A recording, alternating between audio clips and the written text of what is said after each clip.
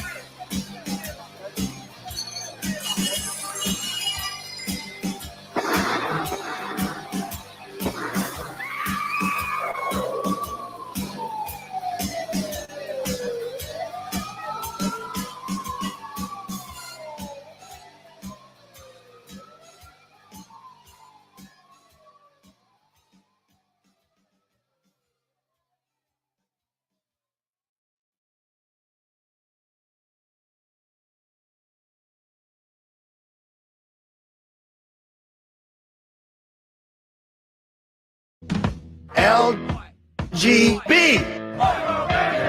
LGB. LGB. LGB.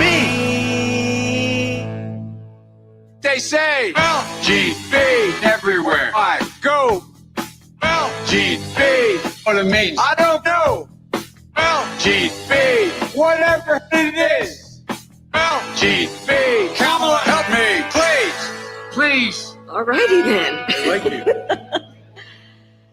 LGB. That's let's go, Brandon. Right? LGB. This means let's go, Brandon. No. LGB. Sounds like let's go, Brandon. I guess. LGB. All right. Let's go, Brandon.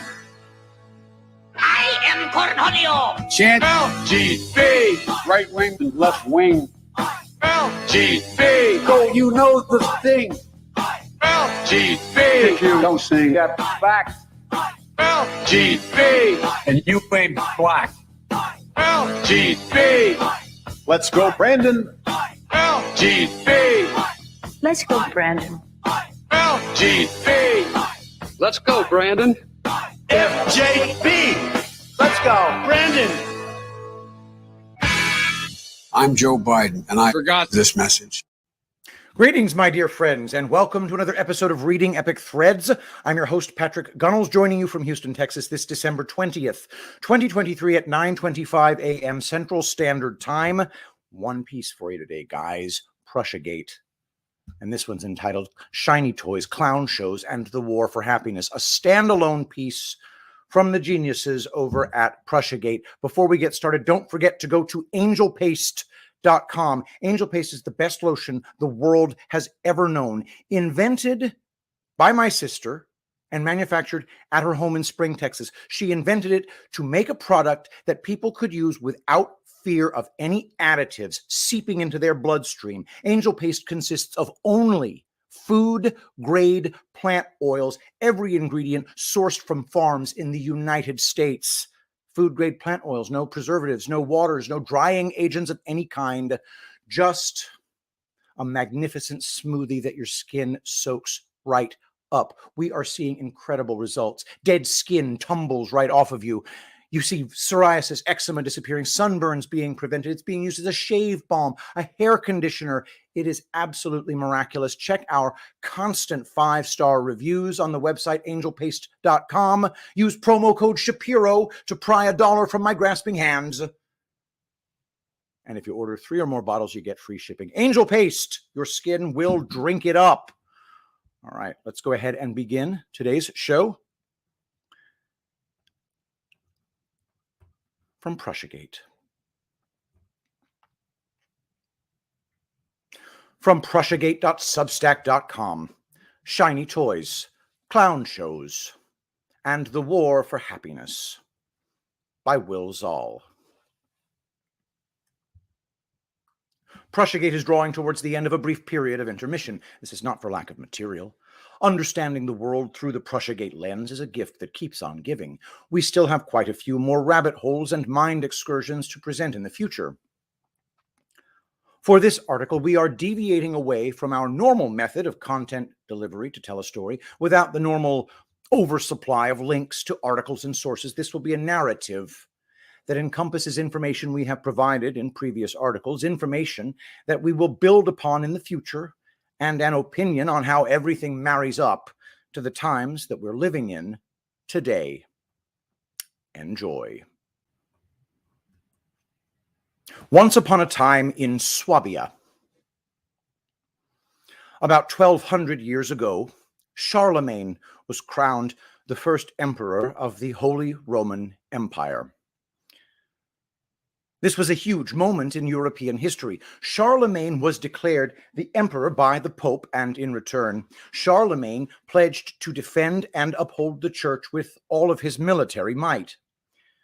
Charlemagne spent his days unifying much of Western and Central Europe, which was the first attempt at creating some sort of European union.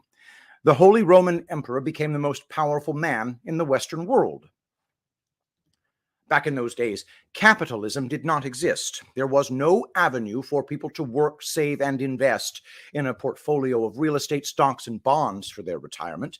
To get ahead, you needed to acquire titles of nobility. This gave you the rights to land, serfs, and taxation. These titles were granted by the Holy Roman Emperor.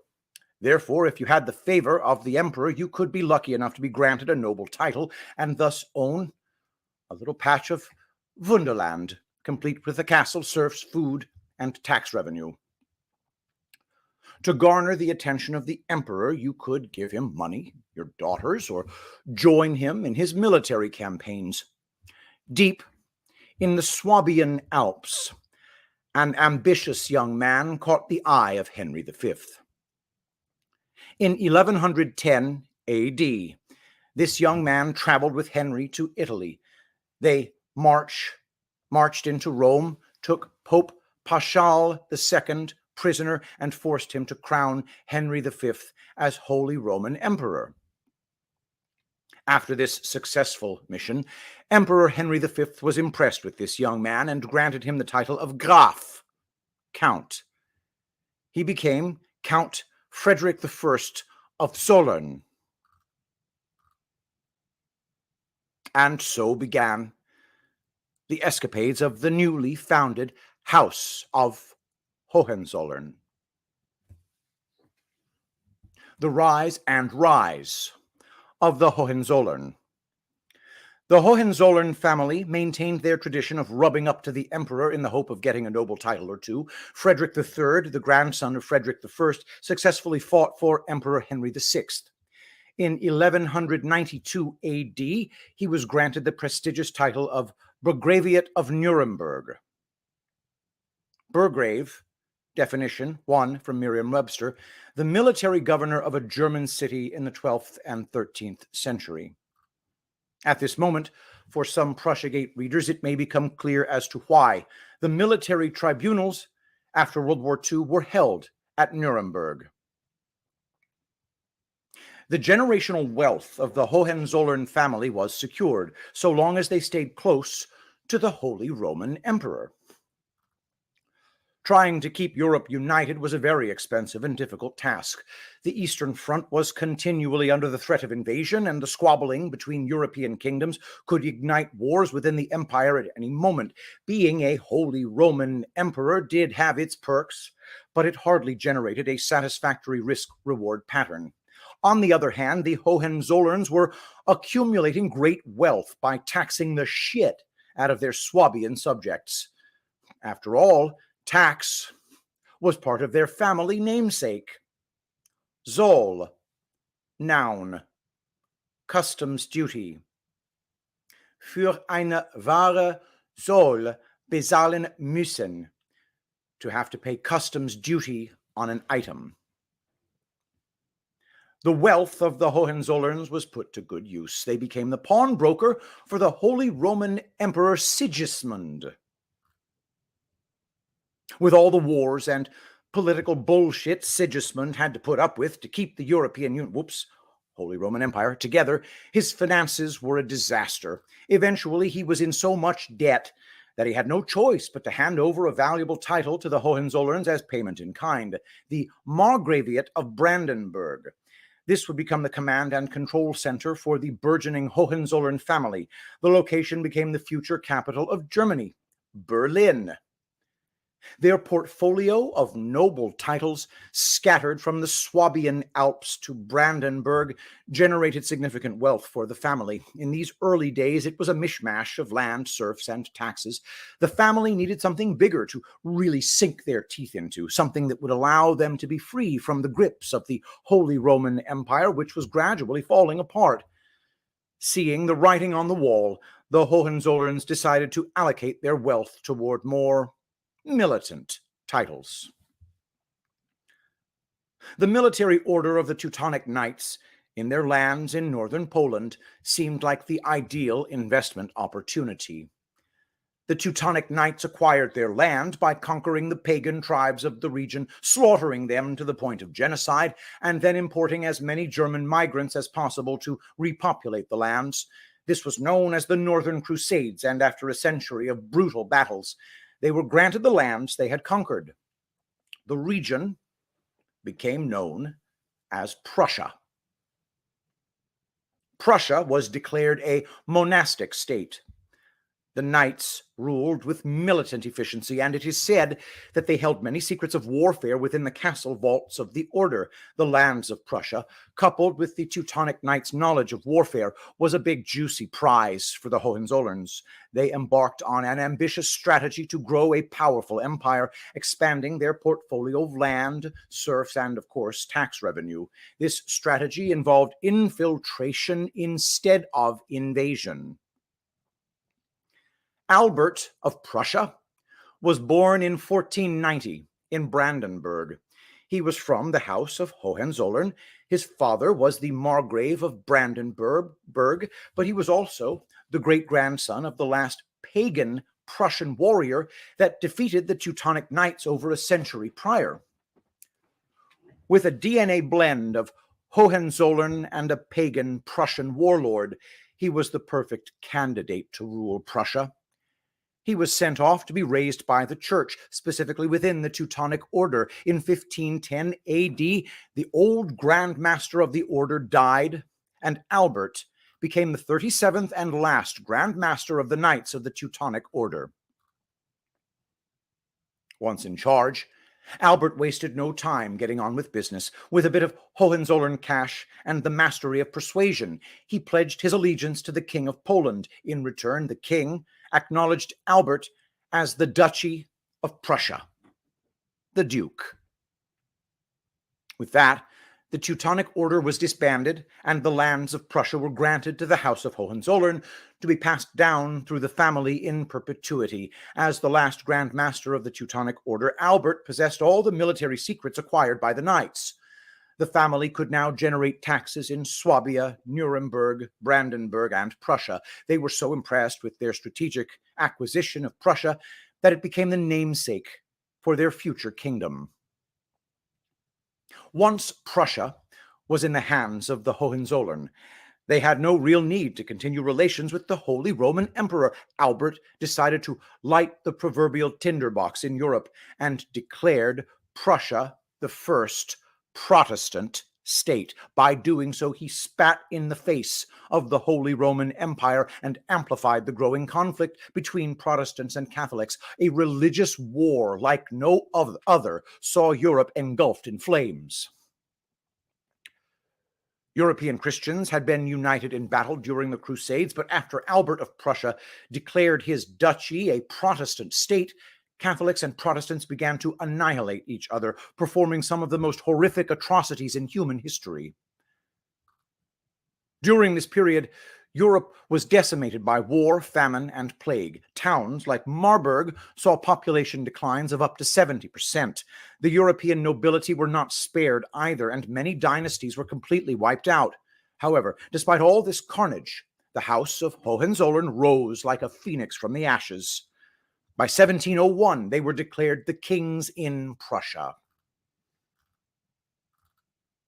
From a little town in the Swabian Alps to a kingdom that would eventually unite Germany and spawn the Third Reich, the rise of the Hohenzollern family was remarkable. However, there was one particular member of the family that would change the world forever. That man was Frederick the Great. The curse of enlightened despotism. The Age of Enlightenment began as far back as the 1500s, but it was after the 30 Years' War when it really kicked off. What was the Enlightenment? Intellectual movement in Europe during the 1700s that led to new theories about society, government, economics, and religion. This was a brilliant period in history. Individuals began questioning the nature of their existence, especially regarding how they were governed. Huge intellectual advancements were made in mathematics, science, philosophy, art, and music. There was also a huge reaction against the rulers of the old guard. King Charles I lost his head His son bankrupted England, and William of Orange conquered Britain. Other kingdoms throughout Europe looked on, shaking in their boots at the thought of a people's revolution. Frederick the Great, however, was not scared of the Enlightenment movement at all. He was a product of the era. His father tried to beat and humiliate the daylights out of him so that he would reject the radical ideas of the Enlightenment and embrace the family's old, ruthless ways of warfare, taxation, and conquest. After Frederick's father forced him to watch the decapitation of his gay lover, the rift between father and son was immortalized. Frederick was now determined to bring enlightenment into his kingdom. Frederick took the Prussian throne in 1740, and although he embraced the concepts of freedom and individual liberty, he was still the King of Prussia. Under no circumstances was he going to relinquish his royal power to his Prussian subjects. This presented a puzzle to the young king. How could he bring the Enlightenment to Prussia without giving up his right to absolute rule? The solution he adopted was nothing short of genius. Philosophical kingship and enlightened despotism.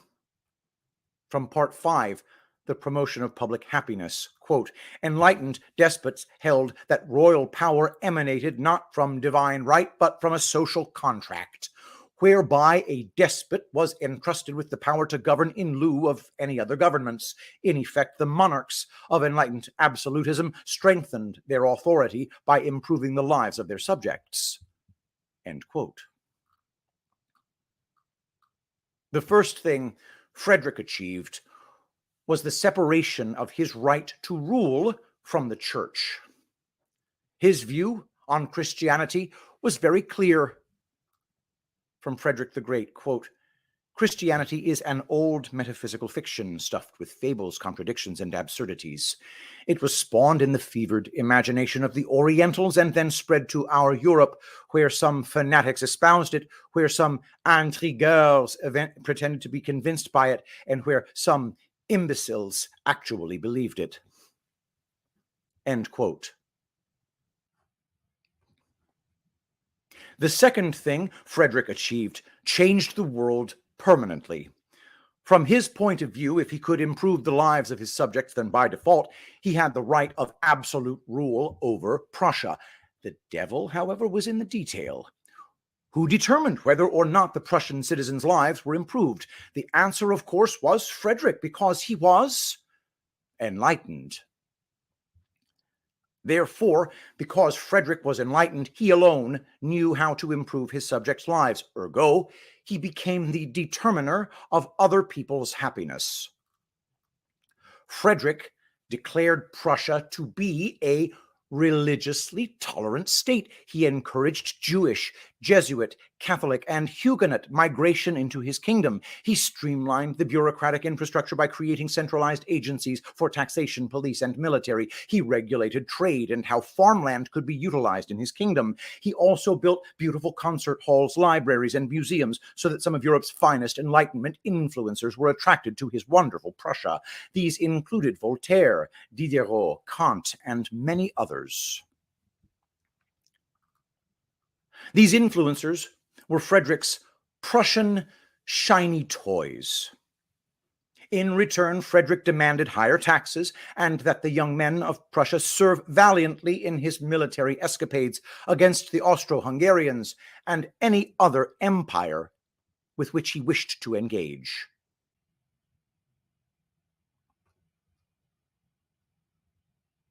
This was the birth of enlightened despotism. This phrase was a play on words by the aristocratic elite, which allowed them to validate their right to rule by displaying their benevolence in the form of public buildings, concerts, and the endorsement of influencers.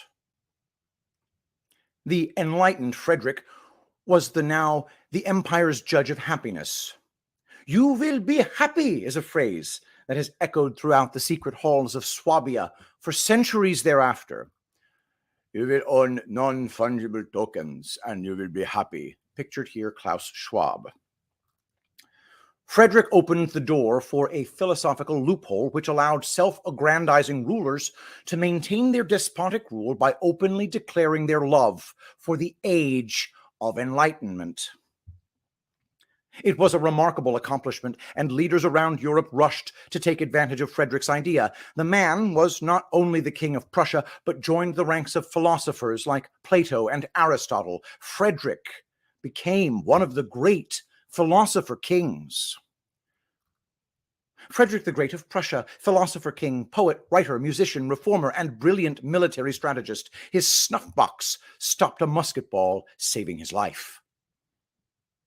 Without doubt, he was intelligent, valiant, and he was a loyal servant to his own kingdom. Whether intentional or not, he had unleashed the beast of enlightened despotism throughout Europe and the entire world. The dialectic of light and dark. Frederick did not reimagine society all on his own.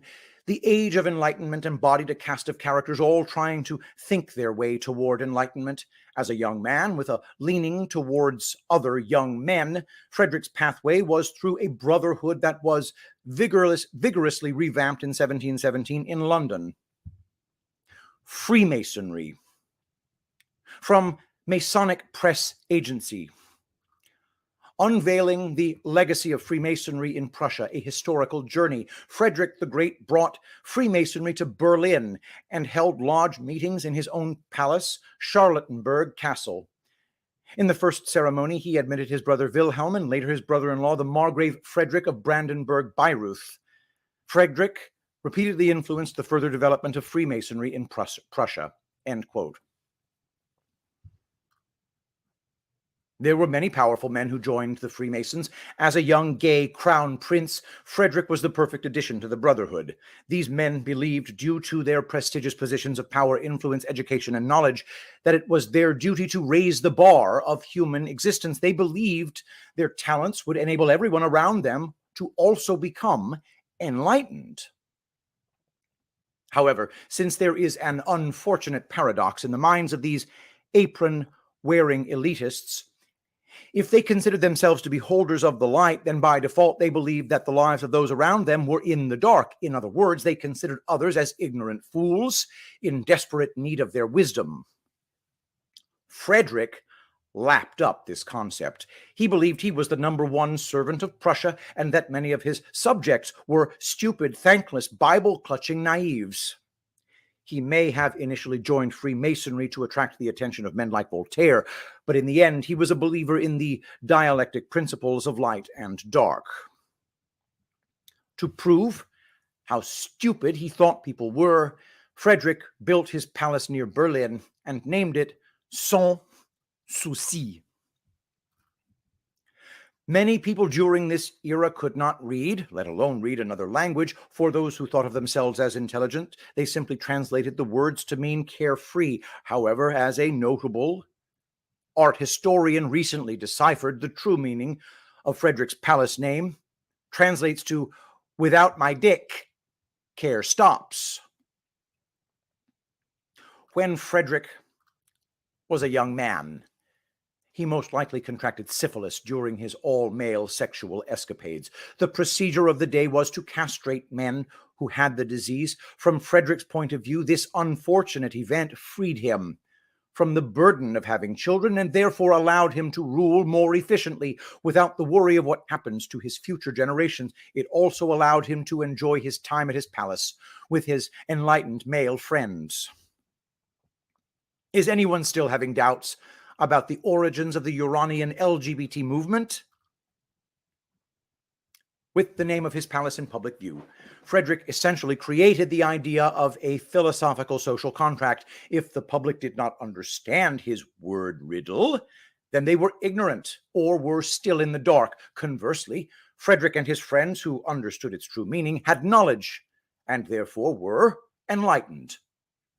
Since he was the holder of the light, he could guide his subjects through the darkness as an enlightened despot. This idea of hidden philosophical social contracts could be extended into all facets of society. The torch across the pond. While European aristocracy were reveling in their new enlightened pathway to power, the Age of Enlightenment was also taking hold in America. In our 1871 series, we methodically showed how the colonial subjects of the crown were routinely bankrupted by the process of mercantilism. Gold and silver were replaced with fiat currencies that became legal tender by force if necessary. Constant cycles of inflation, deflation, and eventual depressions plagued the colonies. However, the American colonialists persevered, and through their resilience, they started questioning how they were governed. More importantly, they began debating the true meaning of freedom and happiness.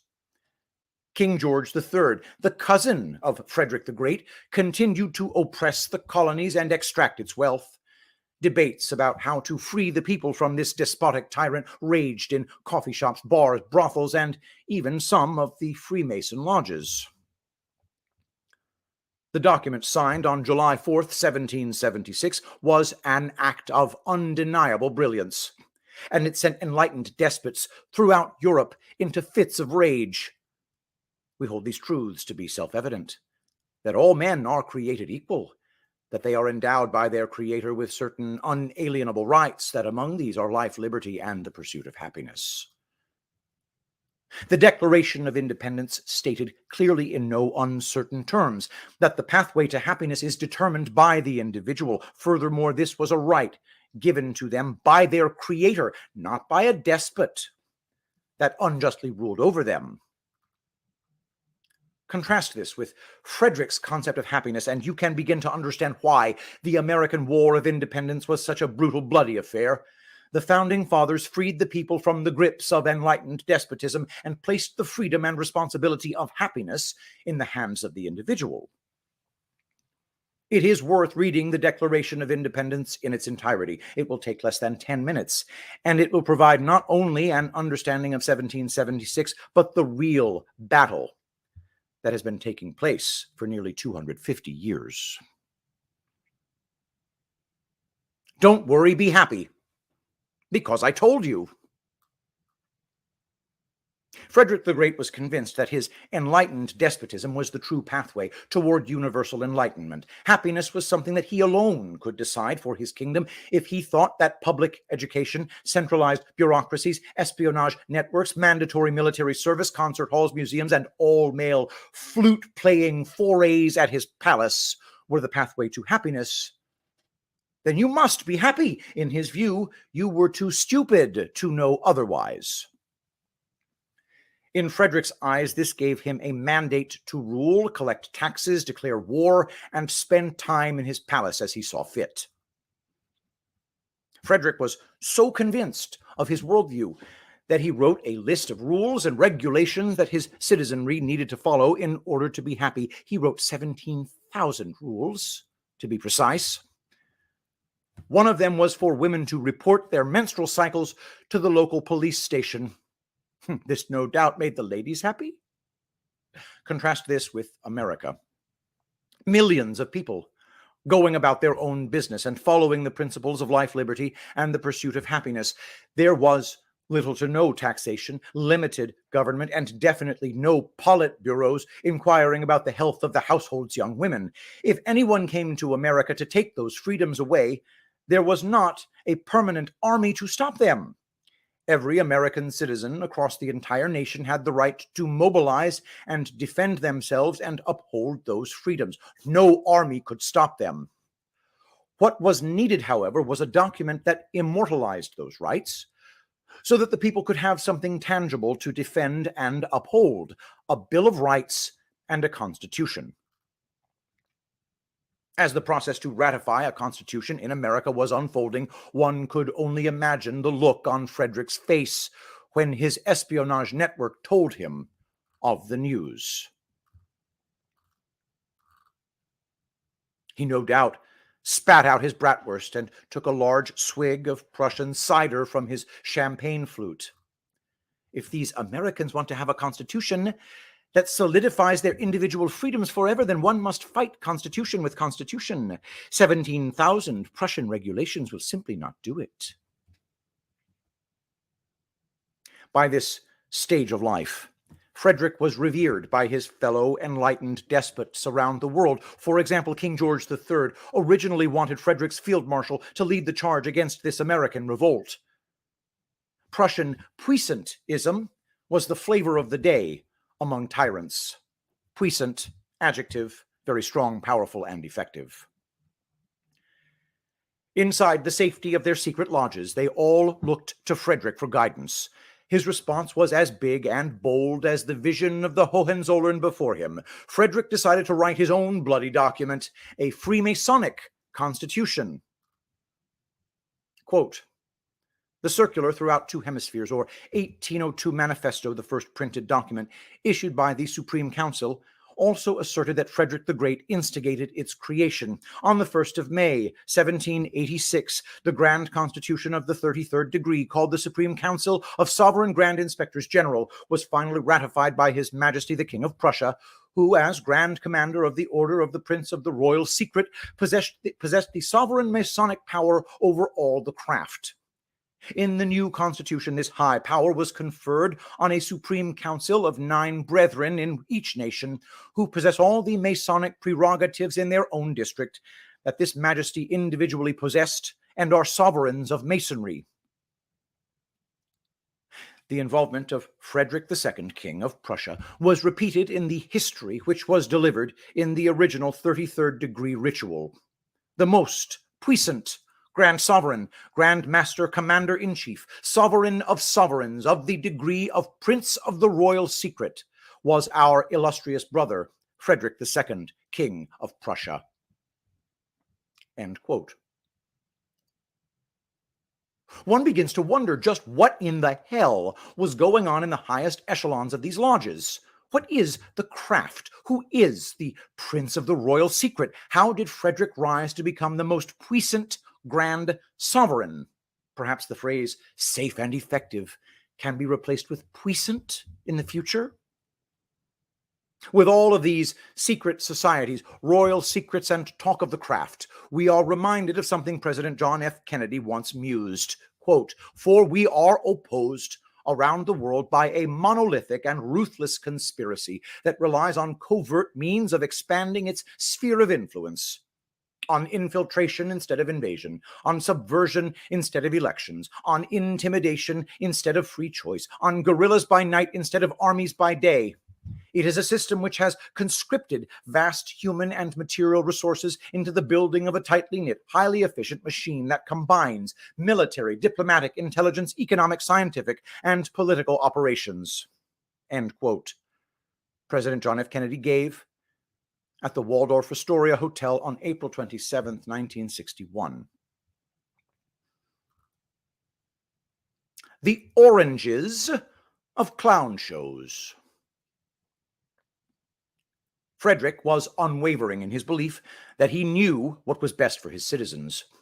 During one of his epiphanies, he ordered the farmers to plant potatoes on their lands. From his point of view, famine was the biggest threat to a nation in times of war. Since Prussia was in a constant state of war, food security was imperative. To wit, plant potatoes and you will be happy.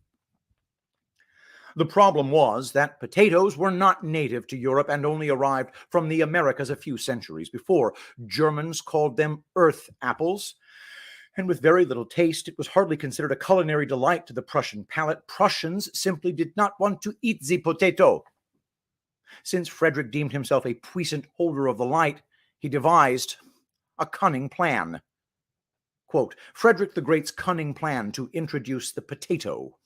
Therefore, he came up with a cunning plan. There is a saying that he had cultivated first potato fields around the area of Berlin and ordered his army to rigorously guard the fields against any thefts. At least, this was, he was making his subjects to believe. In fact, Frederick ordered his army not to take care too much and look away or to pretend sleeping. Therefore, the king's subjects became suspicious that the field fruits must be rather precious to be guarded so strictly. And in the end, the subjects trying to steal the potatoes whenever the soldiers pretended to be distracted or unobservant. And this, exactly, the king originally had in mind. End quote. And people think psyops could only be accomplished by big tech companies and their addictive, microdosing social media apps. Frederick determined that this potato clown show was for the good of the people. As an enlightened despot, he decreed he knew what was better for the people than they did. After all, he was the light, and the people were in the dark.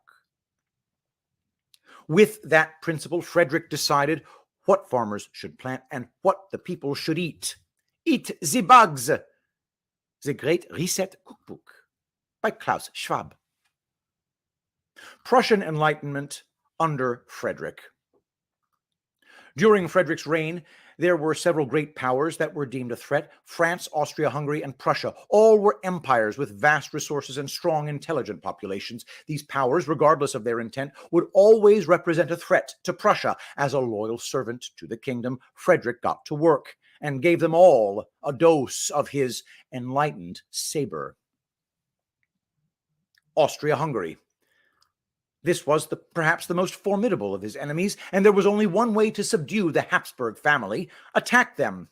The Silesian Wars began the year Frederick took the throne. Forming an alliance with France, Frederick brilliantly annihilated the Austrian forces. Silesia and Bohemia were a great prize for Prussia because they held an abundance of food and extremely cheap labor, i.e. serfs.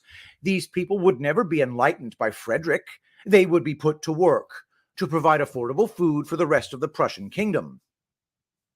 The defeat of Austria at the hands of Frederick was a great embarrassment to the Habsburg throne. The rest of Europe began circling around the Austro-Hungarian Empire, looking for what they could take from the weakened state. Austria had been sufficiently weakened. During these wars, Russia allied with Austria. This presented a fantastic opportunity for Frederick. Tsarist Russia.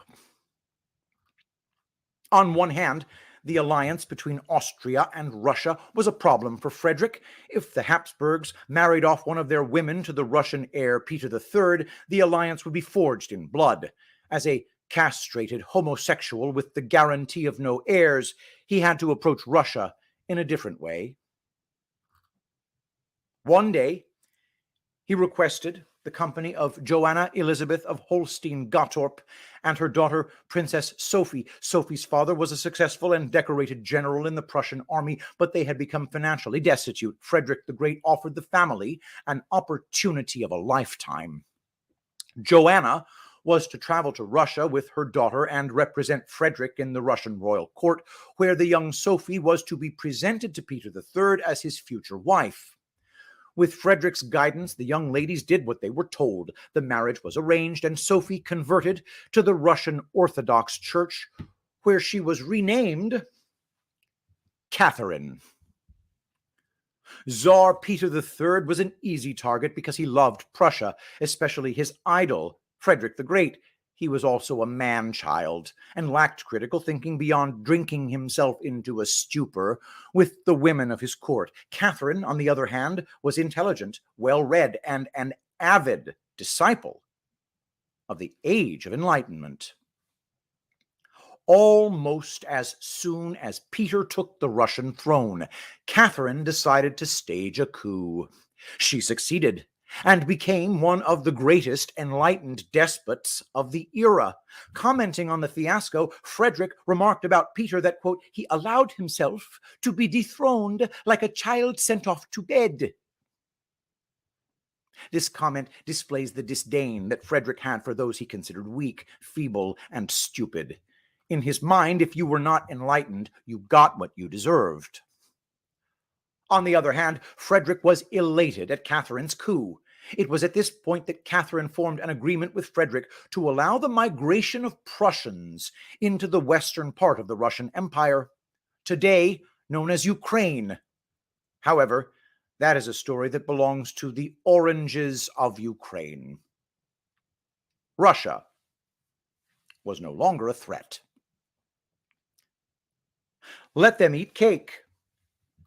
France was the last European superpower that posed any sort of threat to Frederick. Prussia was known to have the most elaborate spy network in the world. This network undoubtedly included many Frenchmen, especially those within the Freemason lodges. One of those men in the lodges was Honoré Gabriel Riquetti, the Count of Mirabeau. Mirabeau was a student of the Enlightenment, a man who was rumored to have invented the word civilization. He was also a loose Frenchman who loved his booze, women, and gambling. He fancied himself as a bit of an expert in the boudoir and decided to publish the Bible of Sex. Honoré Gabriel Riquetti de Mirabeau, Erotico Biblion, Sinope, Édition Libre Pensée.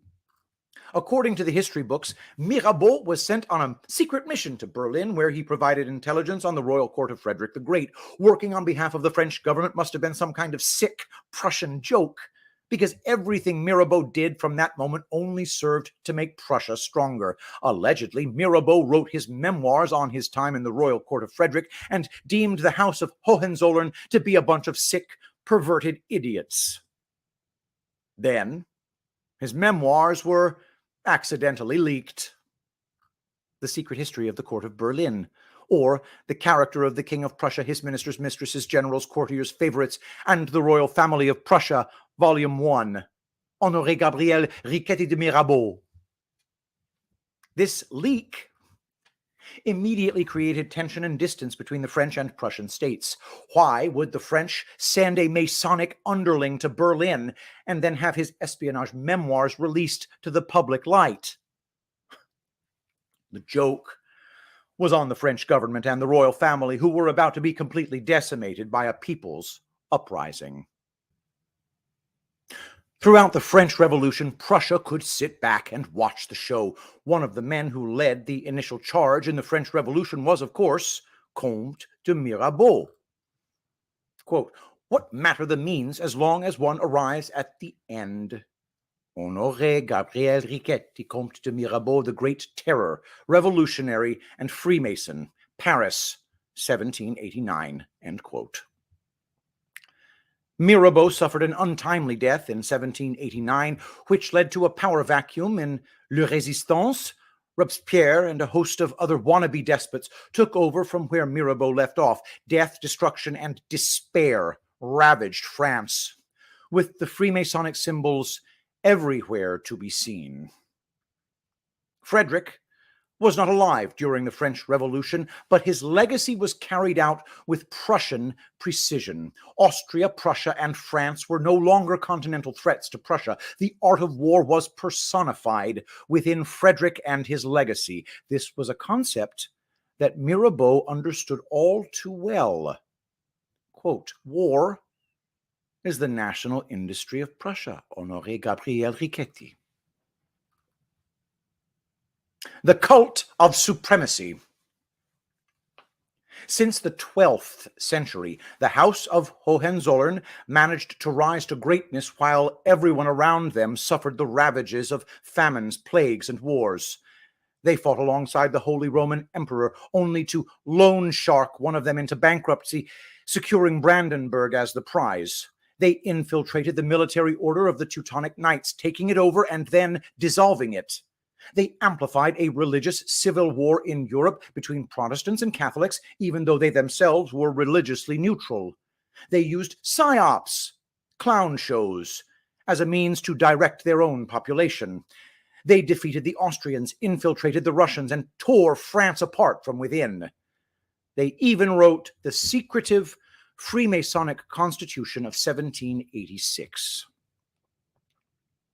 With these kinds of accomplishments, it is easy to understand why they believe themselves to be superior to everyone around them. However, with every action, there exists a reaction.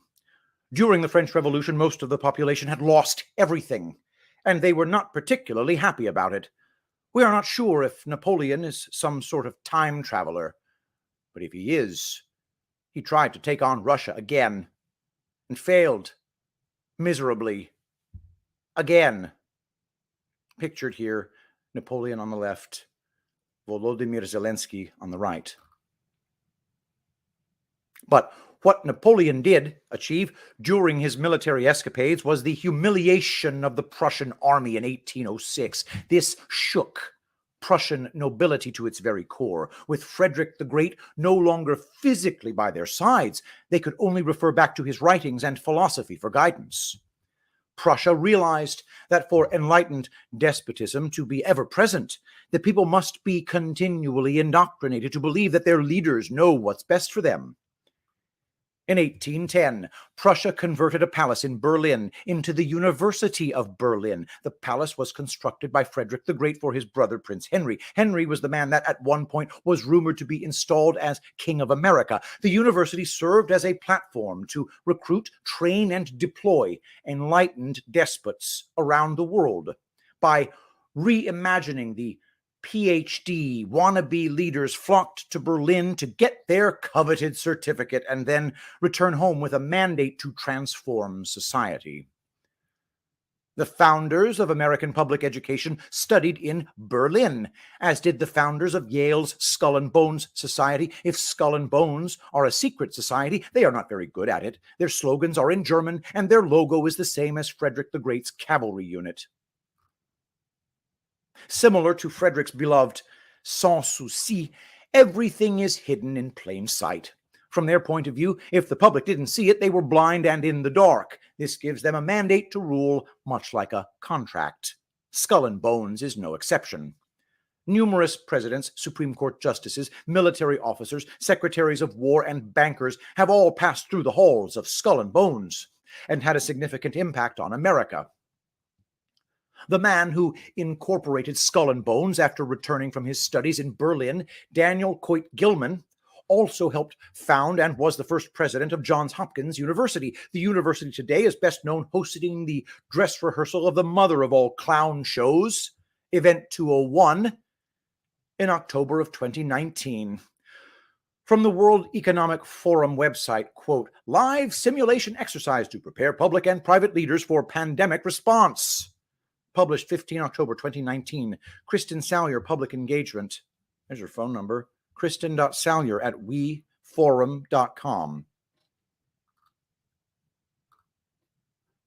Moving away from Skull and Bones and the infiltration of the United States of America, we can divert our attention to Karl Marx, a man who married into Prussian nobility, whose brother-in-law was the Prussian Minister of the Interior and who published the Communist Manifesto in 1848. Marx studied in Berlin and became obsessed with Hegel's dialectic, particularly the oppressed versus oppressor narrative.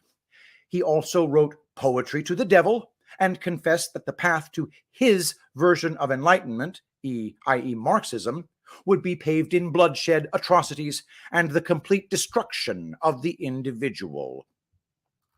It was a mantra of, you must die for the good of humanity, or something to that effect.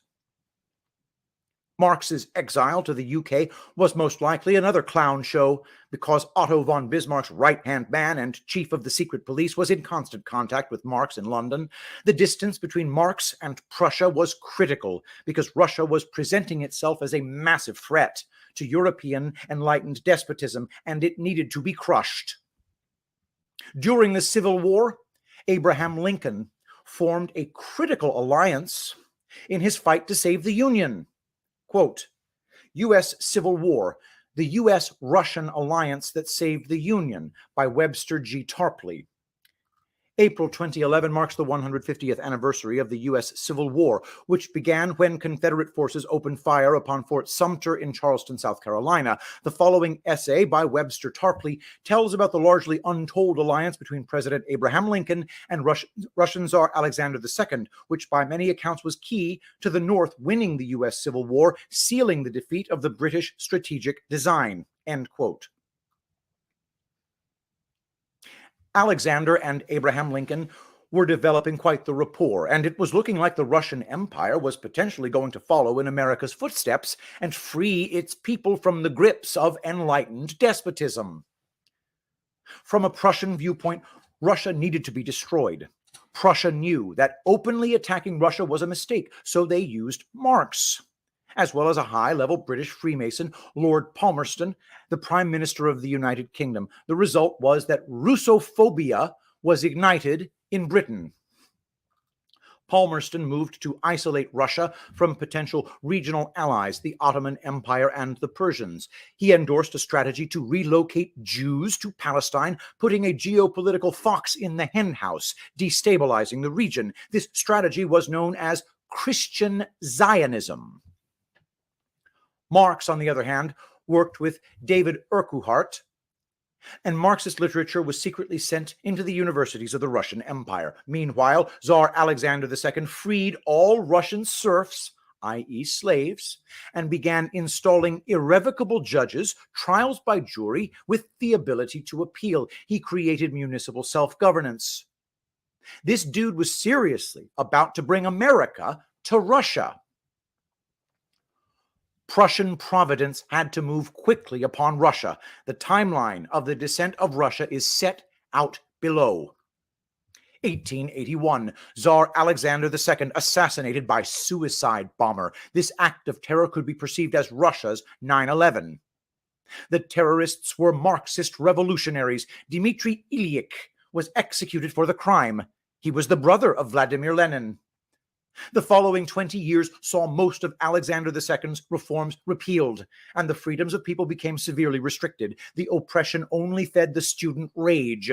At Marxist universities, the nation's economy began a slow decline. 1905, Russia suffered a humiliating military defeat against Japan, the first European nation to lose a conflict to an Asian nation. 1914, 33 years after the assassination of Alexander II, World War I breaks out. Russia was useless. Morale was low. The people had had enough of their imperial rulers. 1917, Kaiser Wilhelm gives Vladimir Lenin suitcases of gold, and he was sent to Moscow to take over the nation in what is known as the Bolshevik Revolution. Lenin became the new enlightened despot on the block. In the future, anywhere in the world that began echoing similar rounds to 1776 would be targeted for annihilation, and a new enlightened despot would be installed. That is exactly what happened in China. After nearly a century of destabilization of the Chinese empire, mainly due to the opium addictions that infected its people, Sun Yat-sen began looking at the American system as a potential role model for a new China. At that moment, a young Chinese Marxist was employed as an editor of a magazine sponsored by Yale in China. The money made during the Marxist Revolution was used to spread communist propaganda throughout China. The young man in question was Mao Zedong. And the man running Yale in China at that time was from the Skull and Bones Society. Mao was pretty useless during World War II. He hid up in the mountains and did very little to defend against the Japanese onslaught. As soon as World War II came to an end, civil war broke out in China. The fate of China was to be a republic or a communist state. In 1949, with little to no help from the West, General Chiang Kai-shek was forced to retreat, and the Chinese Communist Party was born. Mao, like Lenin and Stalin, joined the growing army of enlightened despots. At the heart of all communist regimes are propaganda campaigns, convincing people that the path to happiness lies with their totalitarian leaders. They were the embodiment of Prussian clown shows. One could only imagine what the world would look like today if the Russian and Chinese people had not fallen to revolution and instead had been able to declare their independence and follow in the footsteps of America. We can also trace the birth of fascism, Nazism, Iranianism, and Islamic radicalization back to the same place where the ideology of enlightened despotism was solidified and bestowed upon wannabe revolutionaries and leaders: Prussia. Today, there is only one nation left in the world whose people are free from the grips of despotism. However, America is currently under assault. She is being attacked by Marxists, fascists, and Uranian clown shows from every possible angle. The world is watching the financial deterioration of the nation, a fentanyl epidemic, and, of course, the military humiliation in Afghanistan. Is history going to rhyme? Or will life and liberty return with a popular resurgence the way it did in 1776. Dark to light. Today, despots come in all shapes and sizes. They are not necessarily all indoctrinated at the University of Berlin, but many are scrambling to become part of the new embodiment of Prussian supremacy known as the World Economic Forum.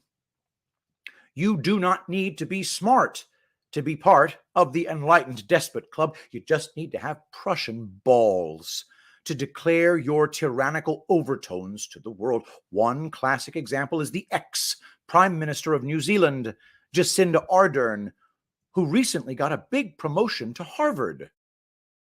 We will share with you the most up-to-date information daily. You can trust us as a source of that information. You can also trust the Director General of Health and the Ministry of Health. For that information, do feel free to visit at any time to clarify any rumour you may hear, covid19.govt.nz. Otherwise, dismiss anything else. We will continue to be your single source of truth. We will provide information frequently. We will share everything we can, everything else you see, a grain of salt. And so I really ask people to focus. The most egregious example of that appears to be this text which originated in Malaysia and has become a viral hoax in Australia and in New Zealand. How irresponsible is it the people that are sharing that news of a lockdown imminent in New Zealand? Yeah, and look, that's the kind of thing that adds to the anxiety that people feel. So I continue to share the message. New Zealanders must prepare. But do not panic, prepare.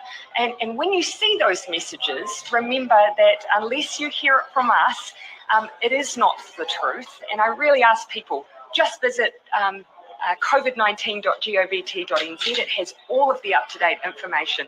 And we will continue to provide everything you need to know. Not to be outdone, the ex-Prime Minister from Down Under also revealed himself. I appreciate greatly the work done by all the premiers and chief ministers and seeing those national vaccination rates get to where they are. We've got one more state to get through that gate. As it's a bit like getting the sheep through the gate and into the run. And we've got one more state to get through, and we're looking forward to that happening in the next few days. And that's an extraordinary effort. A clown openly calling his fellow citizens sheep would have made Frederick so proud. The cult of supremacy is a club that declares their mandate to rule because they possess sensitive information that the public cannot see. This, by default, means that they are in the light and the people are in the dark, unable to see. Clown shows are used to validate the public's inability to see or understand the truth. It all began with Frederick's unfortunate flaccid state and his palace sans souci. They believe that if you cannot see the clown show for what it is, then the joke is on you. The answer to despotism lies in 1776. This is not a physical revolution at all, but an ideological one. It is a revolution that the founding fathers of America had already worked out centuries ago. The Declaration of Independence declared that the path to happiness lies within the individual and no one else. Life and liberty are necessary to travel this path, and any despot who tries to block this path better get out of the way. We are in an ideological war where your happiness is either determined by you or by tin pot despots with funny accents who get employed by Ivy League universities. What do I do? This is a question that everyone is asking today, and a question that Frederick the Great loved getting asked. Once you ask this question to another, you establish the dialectic between light and dark. It is not so much the question, but whom you are asking it to. Think, mirror. The end. And that is a brilliant summary of Prussiagate in general. Thank you very much, Prussiagate, Shiny Toys, Clown Shows, and the War for Happiness. Brilliant work as always. I particularly enjoyed that one, guys. Go to Prussiagate.substack.com. Do a monetized subscription if you can afford to do so. This work is just, it's indispensable. Absolutely indispensable. Guys, check out readingepicthreads.substack.com. Readingepicthreads.substack.com. I record the audio of this and put it in as many of those as I can remember to. So if listening on Substack is your bag, check it out and share it with other Substack listeners. I probably should have plugged my own Substack channel by now. Don't forget to go to www.angelpaste.com, which is the best lotion the world has ever known, invented by my sister Barbara, originally for the purpose of putting on scars to minimize scarring after surgery. But now we realize it's just the best lotion in the world. Why? Because it consists only of food-grade plant oils extracted from the plants only by cold-pressed non-chemical means. And the results have been amazing. It's causing dead skin to tumble away. Psoriasis, eczema disappears. Age spots are fading. Sunburns prevented. It's being used as a hair conditioner, a shave balm. It's everything your skin wants, nothing it doesn't. Check out our website for just an endless stream of 5-star reviews. Angel Paste. If you buy more than one, if you buy 3 or more bottles, you get free shipping. And promo code Shapiro will pry $1 from my grasping hands. Your skin will drink it up. Thank you, everybody, for watching. Let us pray. Saint Michael the Archangel, defend us in battle. Be our protection against the wickedness and snares of the devil. May God rebuke him, we humbly pray. And do thou, O Prince of the heavenly host, by the power of God, cast into hell Satan and all evil spirits who prowl about the world, seeking the ruin of souls. Amen. I love you all. Thank you so much for being here, and I'll see you tomorrow. I will be the greatest president that God ever created.